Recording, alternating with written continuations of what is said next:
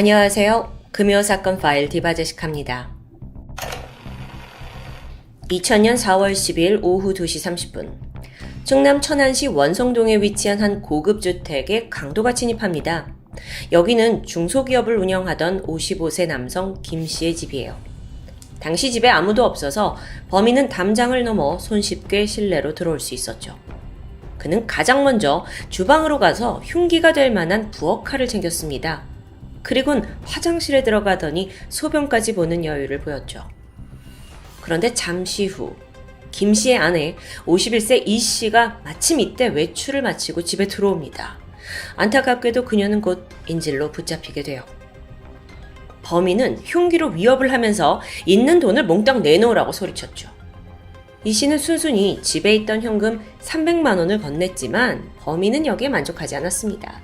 그리고는 이 씨에게 돈을 더 가져올 사람이 있냐고 묻는데 이때 그녀는 남편을 시켜서 현금을 인출할 수 있다고 답해요. 범인은 1000만 원을 가져오라고 요구했고요. 잠시 후 아내 이 씨는 떨리는 손으로 남편에게 전화를 걸었습니다. 바로 옆엔 범인이 칼을 들고 위협하고 있어요. 그런데 이때 아내가 기지를 발휘하는데 평소 여보 이렇게 다정하게 남편을 불렀다면 그때는 좀 낯선 호칭을 일부러 붙였습니다. 평소와 다른 분위기를 좀 암시하려고 했던 거죠. 거기에 더해서 말끝마다 알았지? 알았지? 이렇게 반복하면서 다소 어색한 대화를 이어갑니다. 이걸 들은 남편 김 씨가 단박에 눈치를 챘고 그는 즉각 경찰에 신고를 하게 돼요. 얼마 후 경찰이 집을 포위하기 시작했습니다. 그리고 남편으로 가장한 형사 한 분이 집 안으로 들어가 범인에게 돈가방을 건네줬죠. 범인은 만족해하면서 돈을 받고 바로 집을 빠져나가요. 그 순간 잠복해 있던 형사들이 가스총을 쏘면서 검거작전을 펼쳤고 그때부터 쫓고 쫓기는 추격전이 시작됩니다. 이 범인이 상당히 능숙하게 훌쩍 담을 막 타넘어요. 그렇게 6채 정도의 집을 뛰어넘었을 때 마침내 인근 주택에서 형사에게 덜미가 잡혔죠. 현장에서 검거된 그는 당시 32살의 정두영입니다. 그는 천안경찰서로 옮겨져서 조사를 받게 되는데 때마침 이곳에서 과학수사요원으로 근무하던 이관우 경장님이 우연히 이 범인의 얼굴을 보고 좀 낯이 있다고 느꼈어요. 그래서 곰곰이 생각을 해보니까 약 한 달 전 부산 서대신동 살인사건의 범인 몽타주와 비슷한 겁니다. 심지어 확인을 해보니까 그때 사건에서 범인이 남긴 족적 또 신발 사이즈까지 정두영이 신고 있던 것과 정확히 일치해요. 게다가 그는 과거 부산에서 살인을 저질러 실형을 받았던 전과까지 있었고요. 여기에 대해 정두영은 강력하게 부인합니다. 하지만 그 얼굴 사진을 찍어서 부산서에 보내본 결과 목격자가 정확히 이 사람을 범인으로 지목했어요. 자, 지금껏 대범하고 여유로움을 보였던 범죄 행각. 이 범인 정두영은 약 1년 동안 무려 9명을 살해한 연쇄살인범이었습니다. 정두영, 그를 소개하기 전에 일단 우리가 익히 알고 있는 유영철에 대한 이야기를 잠시 해볼까요? 그는 2003년부터 2004년까지 노약자와 여성 총 21명을 살해했습니다. 그의 그 무자비한 범죄 행각은 당시 대한민국을 충격에 빠뜨렸고요. 이후 추격자라는 영화의 소재로도 쓰였죠. 그런 그가 검찰 조사를 받을 당시 한 말이 있습니다. 나는 정두영 사건을 보고 범행에 착안했다. 즉 유영철의 롤모델이 된 셈인데요. 과연 정두영은 누구일까요? 그가 이런 어둠의 길로 빠져든 데는 집안 배경이 한몫했다고 볼 수 있었어요. 세 남매 중 막내로 태어났는데 아버지는 태어나기 전에 이미 사망하셨고 어머니가 재혼을 하면서 별 수 없이 정두영은 외삼촌 손에 길러집니다. 그러다 외삼촌이 양육을 포기하고 5살 때 애를 고아원으로 보내요. 그리고 나서 7살이 될 무렵 다행히 어머니가 다시 정두영을 찾아왔지만 또 얼마 안 가서 고아원으로 내쳐졌고요. 그렇게 가족으로부터 2번의 버림을 받은 후 그는 소위 불량한 길로 빠져들었습니다. 이 정두영이 또래보다 좀 키가 작고 왜소한 체격이었다고 해요. 그래서 처음에는 자기 자신을 지키기 위해 폭력을 사용했어요. 15살이 돼서 고아원을 나온 후에는 이젠 물건을 훔쳐서 내다 파는 방식으로 생계를 이어갔고요. 그러던 1986년 5월, 18살이 된 그는 부산의 한 초등학교에 강도를 목적으로 들어갑니다. 근데 여기서 교사와 딱 맞닥뜨린 거예요. 그대로 흉기로 찌르고 도주해버렸죠. 다행히 급소를 피해서 생명엔 지장이 없었는데요. 아니 근데 한 달 뒤에 정규영이 자기를 검문하던 방범대원을 또 칼로 찔러서 살해합니다. 이 일로 징역 12년을 선고받고 1998년 시간이 지나서 출소하게 되는데 아니 얼마 안 가서 또다시 절도로 6개월간 재수감에 처해지죠. 그렇게 1999년 갓 출소한 정두영에게는 사랑하는 여자가 있었습니다. 그녀와 가정을 꾸리고 싶었고 또 경제적으로도 부족하지 않은 삶을 살고 싶었어요. 그러기 위해선 집과 또 본인의 직업이 있어야 하잖아요. 그래서 생각한 게 PC방이었죠. 근데 그러려면 돈이 필요합니다. 이때 정두영은 한 10억 정도 있으면 모든 걸 이룰 수 있으리라 생각했고 본격적으로 마음 먹습니다. 돈을 벌겠다고. 그리고 그 방법은 황당하게도 강도짓이었어요. 그러니까 일을 하는 게 아니라 훔쳐서 10억을 벌겠다는 거예요. 이때부터는 아예 강도를 자기 직업으로 삼았던 거고요. 1999년 6월 2일 부산 서구 부민동에 있는 한 고급 주택에서 살인사건이 벌어졌습니다. 피해자는 여기서 일하던 58세 가정부였는데 화장실에서 발견됐어요. 양손이 결박당한 채 바닥에 머리를 찧은 흔적이 있습니다. 몸에는 흉기로 찔린 상처뿐만 아니라 주먹과 발로 폭행을 여기저기 당한 상흔도 보였고요. 굉장히 잔혹하게 살해된 모습이죠. 집안에서는 현금 40만 원 정도가 사라졌는데 이걸 본 경찰은 피해자가 너무도 오버킬을 당한 거 아니냐? 그렇다면 이건 면식범에 의한 원한 범죄일 수 있다라는 데 초점을 맞춥니다. 사실 그 당시 이 사건은 또 다른 이유로도 주목을 받았는데요. 범행이 벌어진 바로 옆집이 부산 고등검찰청 검사장의 집이었다고 해요. 굉장히 그러니까 부촌이었던 거죠. 어쨌든 이 사건에서 범인의 정체는 밝혀내지 못해요.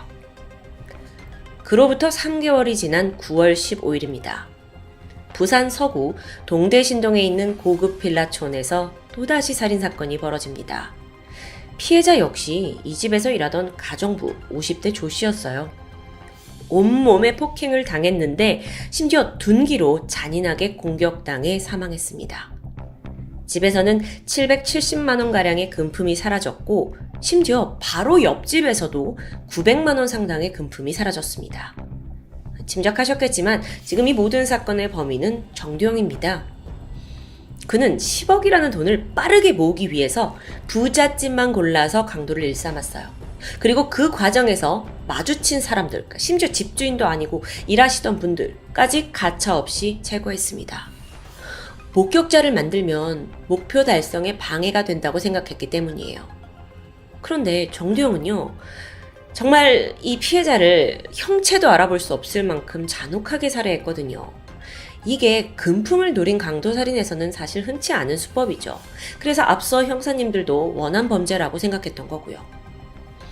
또 그는 범행을 저지를 때 흉기 없이 오로지 목장갑 하나만 끼고 진입했습니다. 해녀나 불신 검문을 당할 것에 대비해서 평소에 범행 도구를 아예 소지하지 않았던 거예요. 대신에 그 집에서 흉기를 찾은 거고요. 그렇게 두 번째 강도살인을 저지른 지 한 달 만인 10월 21일, 이번에 정두영은 울산 남구의 한 고급 주택에 진입합니다. 집안에 50대 어머니와 24살의 아들이 있었어요. 네, 정두영이 먼저 50대 어머니를 맨손으로 마구 폭행했죠?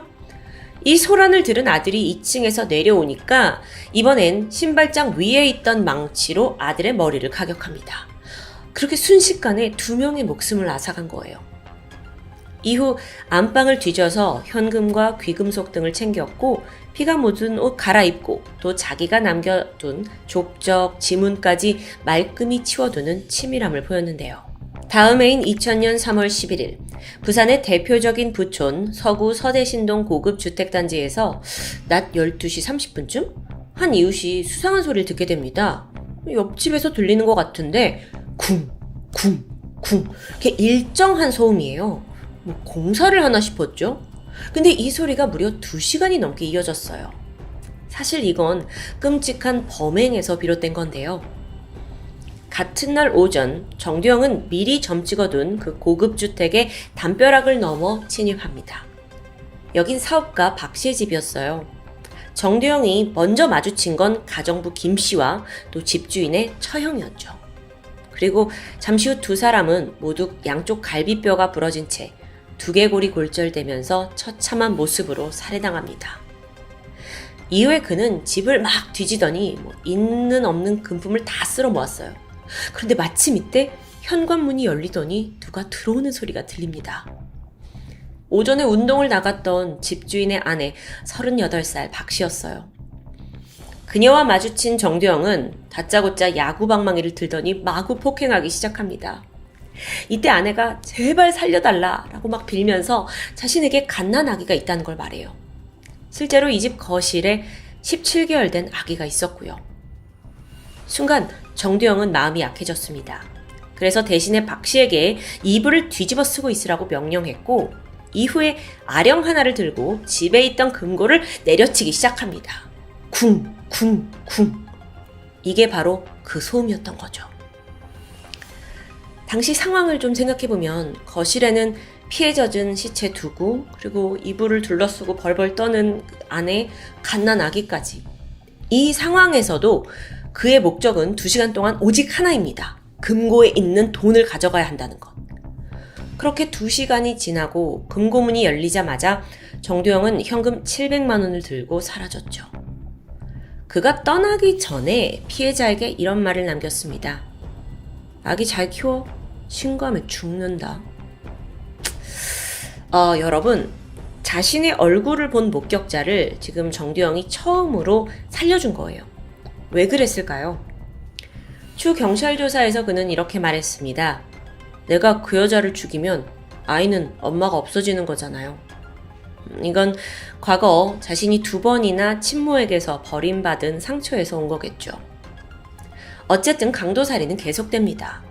그로부터 다시 한 달 후인 4월 8일에 정두영이 또다시 담장을 뛰어넘었죠. 이번엔 부산 동래구 온천동에 위치한 한 철강회사 회장님 저택입니다.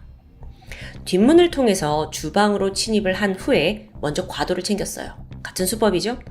그리고 얼마 후 이 회장의 부인 70대 손 씨와 맞닥뜨립니다. 즉각 그녀의 목을 찔렀는데 이걸 가정부가 목격하고 비명을 질렀죠. 그녀 역시 살해했어요. 뒤이어 이 집에 있던 70대 친척 김 씨 또한 정두영에게 구타당한 채 실신합니다. 마지막으로 그는 회장 정 씨를 안방으로 끌고 가서 금고를 열게 했어요. 거기서 현금과 수표 2,400만 원을 챙겼고요. 이후 정 회장 역시 수차례 찔러 살해하고 도주합니다. 그나마 이 집에선 앞서 구타당했던 친척 김 씨만 간신히 숨이 붙어있는 상황이었죠. 아니, 지금까지 도대체 몇 집을 턴 거고 몇 명을 죽인 거예요. 그래도 그나마 생존한 2명의 사람, 아기 엄마 박 씨와 또 회장의 친척 김 씨입니다. 이 2사람의 증언을 토대로 정두영의 몽타주가 만들어졌어요. 그리고 이게 그때 당시 유명한 공개 수배 프로그램 사건 25시를 통해 전국적으로 알려집니다. 자, 이렇게 얼굴이 알려지면서 그는 이제 추적을 피해야 하잖아요. 그래서 지역을 옮기게 되는데요. 이번엔 충남 지역으로 와서 범행을 이어갔죠. 그러다 앞서 소개한 그 천안 강도인질극 사건에서 눈썰미 좋은 경찰의 레이더에 걸렸고 드디어 그의 살인폭주를 막을 수 있었던 겁니다. 정두영. 그는 1999년 6월부터 2000년 4월까지 10개월 동안 무려 9명을 살해하고 10명에게 중경상을 입혔습니다. 그 이전에 원래 전과 있던 방범대원 살해까지 합치면 총 10명의 목숨을 빼앗은 거죠. 그렇게 그가 지금껏 훔친 돈은 약 3억 2천만 원. 검거 당시 통장에 1억 3천만 원이 있었고요. 또 부산 해운대에 전세 아파트도 얻었더라고요. 근데 사실 이건 좀 경찰들에겐 의외의 모습이었습니다. 대부분의 강도범들이 돈을 훔치면 그걸 유흥비로 좀 흥청망청 쓴다고 해요. 그것과는 좀 다른 패턴이었죠. 오로지 그 10억이라는 목표를 위해서 그리고 행복한 가정을 꾸리기 위해서 이 목적 자체는 좋아요. 근데 그 방식은 살인과 강도, 그러면서 남의 가정까지 산산조각 냈습니다. 참고로 정두영의 그 동거녀 그리고 예비 장모는 큰 돈을 덥석덥석 잘 모아오는 정두영을 정말 성실하고 착한 사업가로만 알고 있었다고 해요. 그 사람들도 완전히 속은 거죠. 이후 재판이 진행되었고 정두영은 1심에서 사형을 선고받은 이후 이게 그대로 확정됩니다. 그리고 현재 대전교도소에서 미결수 신분으로 복역 중이고요. 끝이 아닙니다. 그러다 지난 2016년 9월에 사람들의 기억에서 점점 잊혀져 가던 정두영이 다시 뉴스에 등장했어요. 그때가 복역 한 15년, 16년 만인데 정두영이 탈영을 시도했다는 소식이었죠. 2016년 9월 8일 아침 7시 그는 작업장에 몰래 숨겨둔 사다리를 챙겼습니다. 정두영이 평소 이 작업장에서 전선을 만드는 일을 했는데 그때 플라스틱 재료를 하나하나 모아서 길이 4m짜리 접이식 사다리를 만들었다고 해요. 그리고 이걸 이용해서 교도소 담벼락을 향해 질주했던 거고요. 잠시 좀 설명을 드리면 그가 수감되어 있던 대전교도소는 총 3중 구조의 담장입니다. 첫 번째는 철조망 벽, 그 두 번째는 감지 센서가 있는 벽, 마지막으로는 이제 외부로 향하는 담인데 정두영이 먼저 철조망 위에 모포를 덮었어요. 그리고 사다리를 밟고 올라갔죠. 두 번째 담 역시 같은 방식으로 넘는 데 성공합니다. 그러니까 사다리와 모포예요.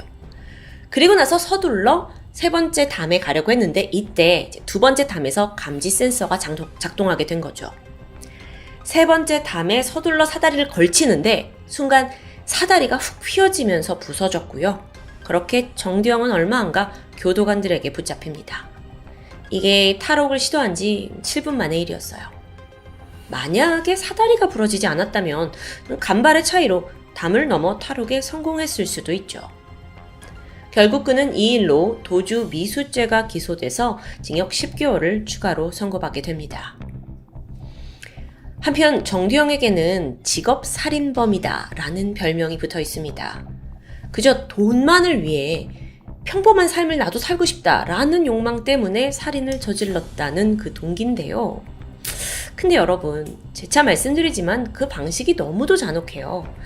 피해자 칼로 마구 찔렀고 형체를 알아볼 수 없었고 몽둥이 같은 걸로 구타하는 그야말로 과잉 공격 살인을 자행한 거죠. 어쩌면 그의 살인 본능이 단지 돈이라는 허울 좋은 핑계로 포장된 건 아닐까요?